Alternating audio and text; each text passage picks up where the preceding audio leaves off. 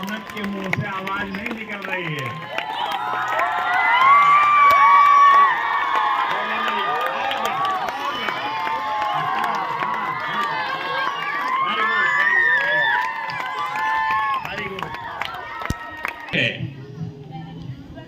आज वेंसडे है, वेंसडे,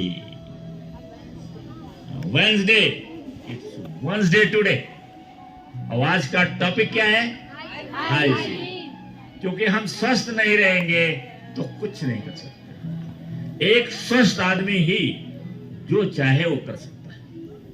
अगर स्वस्थ है तो अगर उसको नदी तैरना है, समुद्र तैरना है, उसको कर सकता है। प्रैक्टिस करना पड़ेगा, प्रैक्टिस करते करते करते और तैर जाए। और स्वास्थ्य नहीं है तो कुछ नहीं है।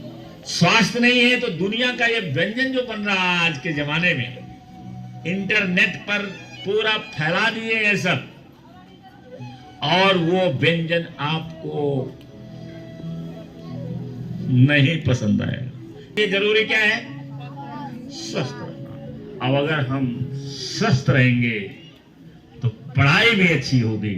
अब पढ़ाई अच्छी होगी तो आगे चल करके कामयाब होंगे, और कामयाब होकर के हम आदमी पैसे वाले बनेंगे।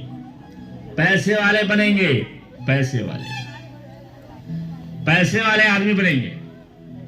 और आज के इस इंटरनेट की दुनिया में, डिजिटल वर्ल्ड में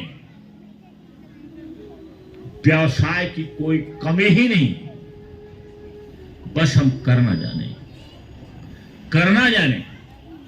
ये जितने भी कंपनियां हैं जो डायरेक्ट सेलिंग की कंपनियां हैं, इसमें लोग लाखों रुपया कमाते हैं। लाखों रुपया कमाते हैं। अब हम क्यों नहीं कमाते हैं? हम इसलिए नहीं कमाते हैं कि हमें जानकारी ही नहीं है।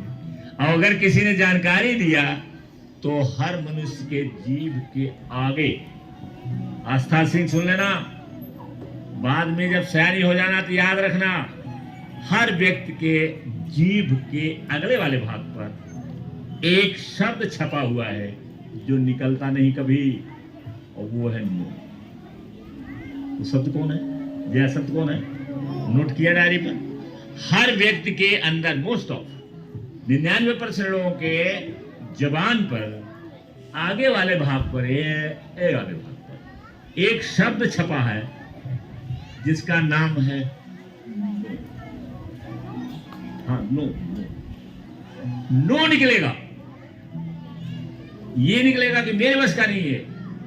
ना भाई, ना, मेरे बस का नहीं है।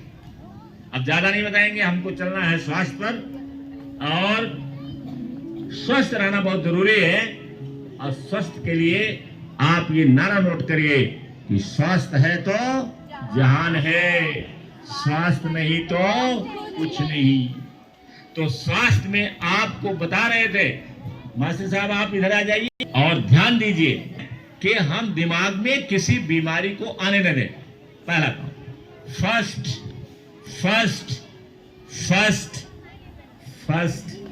And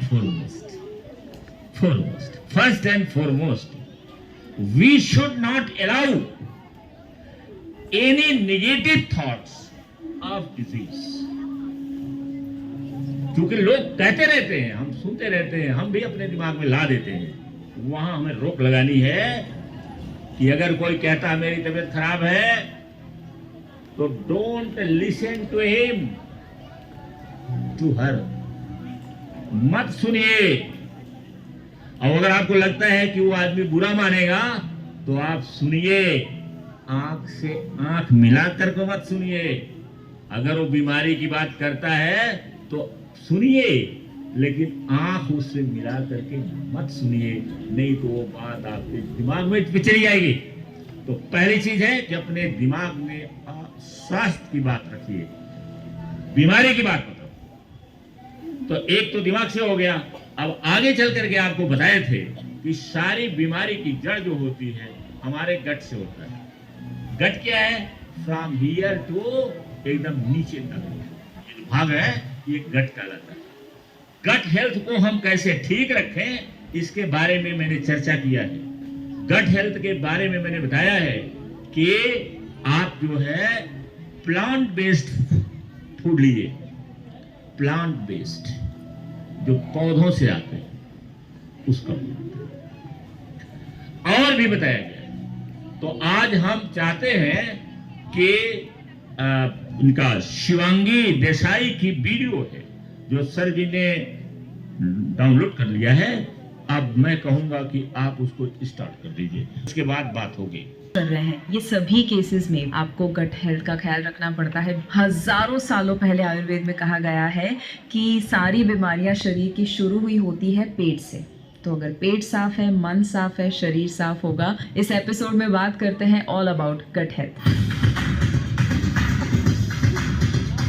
welcome to holistic health with Shivangi Desai. So mainly इस स्पेसिफिक पॉडकास्ट में मैं खाने के ऊपर फोकस करने वाली हूँ। वैसे गट हेल्थ को लेकर बहुत इट्स अ वास्ट सब्जेक्ट, बहुत सारी बातें हम कर सकते हैं जो होपफुली हम फ्यूचर में भी करेंगे, बट अभी इस पॉडकास्ट में मैं आपके साथ टॉप फूड्स टू अवॉइड या डाइटरी क्या क्या चेंजेस करना, क्या क्या चीज़ें ऐड करना, उसके बारे में बात करना चाहती हूँ। Let's start with things to avoid first. हमारा मेन काम ये है कि आपका जो गट माइक्रोबायोटा है उसमें वायरस, फंगाई, बैक्टीरिया, अलग अलग किस्म की चीज़ें हैं, माइक्रो ऑर्गेनिजम्स है। उसमें आपका मेन काम जो है वो ये है कि जो अच्छे बैक्टीरिया है उसे आपको बढ़ाना है, और जो आपका खाना है वो ऐसा होना चाहिए कि बुरे बैक्टीरिया को बढ़ाए नहीं बट एक्चुअली कम करे। So our job is to maintain the good bacteria और increase the good bacteria to reduce the bad bacteria, और दोनों का एक अच्छा सा बैलेंस हम क्रिएट करें। अब वो करने के लिए सबसे पहली चीज़ जो हमें करने की ज़रूरत है, जो हमारा गट माइक्रोबायोटा टोटली डिस्टर्ब कर देता है, दैट इज़ एंटीबायोटिक्स। तो पहली चीज़ तो हम एंटीबायोटिक का इस्तेमाल करना, मैं ये नहीं बोल रही हूँ, बिल्कुल भी डिस्क्लेमर कि कभी नहीं लेना है, no no no, not at all, not at all. Antibiotics का जब ज़रूरत है, जब उसको आपके डॉक्टर ने बोला है कि कोई स्पेसिफिक रीज़न से लेना है, लीजिए। आपको ध्यान में क्या रखना है, पहला, जब ज़रूरत नहीं है और आप ले लेते हो वो अवॉइड करो। मतलब कि लास्ट टाइम गला ख़राब हुआ था, डॉक्टर ने ये एंटीबायोटिक दी थी, चलो मैं खुद ही सेल्फ प्रिस्क्राइब कर देती हूँ और मैं ये एंटीबायोटिक ले लेती हूँ तो मेरा गला ठीक हो जाएगा। This is wrong. या थोड़ा बुखार आ जाता है या थोड़ा सा ही हेल्थ चैलेंज आ जाता है और थोड़ी थोड़ी बातों में ही हम लोग ये सारी चीज़ें ले लेते हैं एंटीबायोटिक, वो अवॉइड करना है।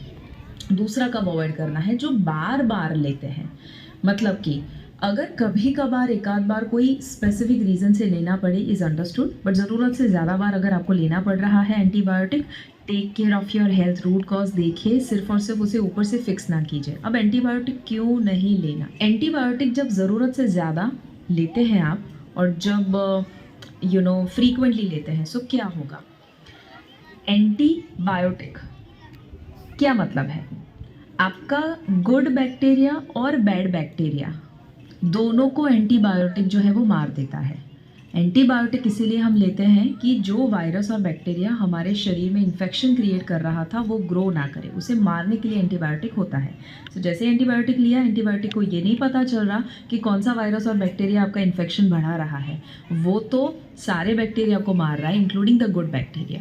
तो क्या होता है, नेचुरली वो कोर्स ख़त्म करने के अंत तक तो आपका पूरा गट माइक्रोबायोटा डिसबायोसिस में कन्वर्ट हो जाता है, यानी कि गुड बैक्टीरिया भी मर जाते हैं, बुरे बैक्टीरिया बढ़ जाते हैं। इसीलिए हमें अवॉइड करना चाहिए उसका एक्सेसिव यूज़। दूसरा जो किस्म का दवाई है दैट इज़ NSAIDs, जैसे ibuprofen बोला जाता है, non steroidal anti inflammatory drug जिसे कहा जाता है। Try and avoid that. Again, don't take it when not necessary, that's the bottom line. दवाई नहीं लेनी, एंटीबायोटिक नहीं लेनी, NSAIDs नहीं लेने हैं, ऐसी बात नहीं है। What I mean by that, इसकी एक्सेसिव नहीं लेना है, फ्रीक्वेंटली नहीं लेना है, जब ज़रूरत है तब नहीं लेना है। अब खाने में क्या अवॉइड करना, एक्सेसिव शुगर, जितना ज़्यादा शुगर एक्सेसिव, ओके। पहले के ज़माने में हम जब त्यौहार था, स्पेशली दिवाली, ऐसा कोई बड़ा त्यौहार था, तब हम शुगर लेते थे, या कोई स्पेसिफिक ओकेजन आता था तब हम शुगर लेते थे। हम बर्थडे में केक के फॉर्म में शुगर लेते थे, हम बहुत हर रोज़ नहीं लेते थे, पैकेज फूड और हिडन शुगर नहीं लेते थे। आज ये प्रॉब्लम इसीलिए है because we are taking sugar almost every day, and that too unhealthy form of sugar, that is a problem. तो वो जो शुगर है वो बुरे बैक्टीरिया को बढ़ा देता है, इसीलिए उसे अवॉइड कीजिए। फर्स्ट फाइंड आउट कहाँ पर एक्सेसिव शुगर हो रहा है, ट्राई टू अवॉइड। चौथी चीज़ जो अवॉइड करनी है that is ultra processed foods, जो भी पैकेज्ड फूड्स है, ओके उसमें सॉफ्ट ड्रिंक भी आ गया, चिप्स और नूडल्स और केचप और जितने भी प्रोसेस्ड अल्ट्रा प्रोसेस्ड चीज़ें जो आपको पैकेज्ड फूड्स में मिलती है, जंक फूड में, फ्रोज़न फूड में मिलती है, अगेन वो सारा खाना ऐसा है जो बॉडी में इन्फ्लेमेशन बढ़ाता है। इन्फ्लेमेशन बढ़ाने से होगा ये कि आपका इम्यून सिस्टम एंगेज हो जाएगा। Immune system is directly related with gut health. आपके गट में मैक्सिमम इम्यूनिटी है, okay 70% of your immune system is in your gut. और जब गट खराब है तो आपकी इम्यूनिटी ड्रॉप हो जाएगी, और इम्यून सिस्टम जब ज़रूरत से ज़्यादा एंगेज हो जाता है बिकॉज ऑफ इन्फ्लेमेशन, तो उसकी वजह से पता ही है आपको कि वो इनडाइजेशन, गैस, ब्लोटिंग, अलग अलग किस्म के डाइजेस्टिव डिसऑर्डर्स क्रिएट करना शुरू करेगा, और वो आपके पूरे शरीर में रिफ्लेक्ट करने वाला है कहीं ना कहीं। उसी के साथ साथ अनहेल्दी किस्म का फैट, स्पेशली ट्रांस फैट अगर आप ले रहे हैं, मैंने उसके ऊपर पहले जो जो वीडियोस बनाए हुए हैं, उस इम्बैलेंस के बारे में मैंने बात करी थी। अगर वो पॉडकास्ट आपने ना देखा हो ज़रूर देखिएगा। स्पॉटिफाई, एप्पल पॉडकास्ट और यूट्यूब तीनों के ऊपर ये पॉडकास्ट अवेलेबल है। सारे पॉडकास्ट तो मैं ज़रूर चाहूँगी कि वो जो पॉडकास्ट था इट वाज अमेजिंग, और बहुत अब तक का शायद one of the most loved podcast वो था हार्मोनल इम्बैलेंस के ऊपर। वहाँ पर मैंने फ़ैट के बारे में बात करी थी कि जब अनहेल्दी किस्म का फ़ैट होता है हार्मोनल इम्बैलेंस होता है। उसमें एक और पॉइंट कि जब अनहेल्दी फ़ैट आप लेते हो तो आपका गट भी डिस्टर्ब हो जाता है। सो अनहेल्दी फैट कौन कौन सा होता है, जो आप ट्रांस फैट के फॉर्म में पाते हो सबसे पहला तो, और उसके अलावा कुछ ऐसे फैट होते हैं कि जो प्रोसेस्ड फैट्स है, जो प्रोसेस्ड खाने में होते हैं, फ्रोज़न फूड में होते हैं, जो उस प्रोडक्ट की शेल्फ लाइफ बढ़ा देते हैं बट हमारी शेल्फ लाइफ कम कर देते हैं। So try to avoid those unhealthy fat in the form of pizza and burger and frozen food. नहीं खाना है ऐसा मैं नहीं बोल रही हूँ, बट अंडरस्टैंड कि कब खाना और कब नहीं खाना, राइट। उसी के साथ साथ एक्सेसिव अल्कोहल, आप जानते हैं कि अल्कोहल लिवर को तो डैमेज करता ही है, बट वो इवन आपके गट को डैमेज करेगा। आपने लीकी गट सुना है अगर, इंटेस्टाइनल परमिएबिलिटी उसे अलग भाषा में कहा जाता है। बट ये सारी चीज़ें जो हो रही हैं आज, लीकी गट जैसी चीज़ें, वो इसीलिए हो रही है because we are eating too much of such foods कि जिसके लिए एक्चुअली हमारा गट बना ही नहीं है, सो उसमें से एक चीज़ ज़रूर आती है अल्कोहल। अल्कोहल अगर बहुत ज़्यादा एक्सेसिवली हो जाता है तो आपके गट को डिस्टर्ब करेगा ही करेगा। Same with caffeine and smoking both, right. Smoking हम सब जानते हैं गट डिस्बायोसिस क्रिएट करता है, but even caffeine, to much of caffeine को डाइजेस्ट करने के लिए आपके बॉडी में एक एंजाइम चाहिए। ज़रूरी नहीं है कि आपका बॉडी केपेबल है कैफीन को डाइजेस्ट करने के लिए। अब हो सकता है person A and person B, person A जो है वो अच्छे से डाइजेस्ट कर सकता है कॉफ़ी को और उसको कोई प्रॉब्लम नहीं आता है। इसका मतलब ये नहीं है कि पर्सन बी पर्सन ए को देख के ये सोचे कि तो दिन की 4-5 कप चाय कॉफ़ी लेता है, उसको कोई नहीं फ़र्क पड़ता, मैं भी लूँ। प्रॉबली पर्सन ए को कोई प्रॉब्लम नहीं होगा गट में, बट जो पर्सन बी है, क्योंकि उसके अंदर कैफ़ीन को डाइजेस्ट करने के लिए इनफ एंजाइम नहीं है, या गट उसका टॉलरेट नहीं कर पाता है, या उसको कैफ़ीन इंटॉलरेंस है, उसकी वजह से कैफ़ीन उसको प्रॉब्लम क्रिएट करेगा। तो कैसे पता चले आपके लिए वो अच्छा है, नहीं अच्छा है, या कितना लेना? Check your body, listen to your body. जब आप चाय कॉफ़ी जैसी चीज़ें लेते हो तब आप ऑब्ज़र्व करो कि वो लेने के बाद आपको क्या फीलिंग आता है। अगर नौशिया, एंग्जाइटी, नर्वसनेस, स्लीपलेसनेस, ऐसा कोई भी फीलिंग आता है तो अंडरस्टैंड दैट प्रॉबली गट अभी हैंडल नहीं कर पा रहा है, तो उस इनटेक को थोड़ा रिड्यूस करना शुरू कर दीजिएगा। ओवर ईटिंग, अगर आप ज़रूरत से ज़्यादा अनकॉन्शियसली ओवर ईटिंग कर रहे हैं, क्योंकि ओवर ईटिंग अनकॉन्शियसली ही होता है, alright. See it is not over eating problem. मैं जब हेल्थ कोचेस को समझाती हूँ या जब उनके साथ बैचेस कंडक्ट करते हैं हेल्थ कोच प्रोग्राम के दौरान, I always share with them कि जब आपके कोई क्लाइंट आते हैं और अगर वो ओवर ईटिंग कर रहे हैं, it is not an over eating problem, it is an under awareness problem. वो अभी अवेयर नहीं है खाते वक्त, वो बहुत सारी चीज़ें सोच रहा है और उसकी वजह से खाते खाते उसके दिमाग में इतनी सारी चीज़ें चल रही है कि याद ही नहीं है कितने निवाले उसने लिए और कितना उसने खाना खा लिया, and that is Y over eating होता है। पर जब आप कॉन्शियस हो जाते हैं, व्हेन यू आर फोकस्ड, क्या खा रहे हैं, कितना एंजॉय करके खा रहे हैं, चबा चबा कर, you will not over eat, right. So over eating से भी ज़रूरत से ज़्यादा आपका गट जो है वो लोड नहीं ले पाता है, that is why gut poor होना शुरू हो जाती है। हाँ, क्योंकि हमारे शरीर में ट्रिलियंस ट्रिलियंस, करोड़ों करोड़ों अरबों बैक्टीरिया रहते हैं। और इसको आप जब जिस दिन आपका पीरियड खाली रहता है, अक्सर रहता है, हो जाता है खाली, तो आप जो है टीवी चला करके देख लीजिए, इसी को देख लीजिए, तो वहाँ पर बैक्टीरिया आपको वो, क्योंकि वो तो केवल ऑडियो है, उसमें वो वीडियो है ना, उसमें दिखाई भी पड़ता है कि देखिए कितना हमारे पेट में बैक्टीरिया, माइक्रोब्स, फंगस, वायरस सब अंदर भरे हैं। हमारे बाहर जो बीमारी लगती है, जैसे हम फंगस हो जाता है हमारे शरीर में, तो क्या ये बाहर से ज़्यादा नहीं आते?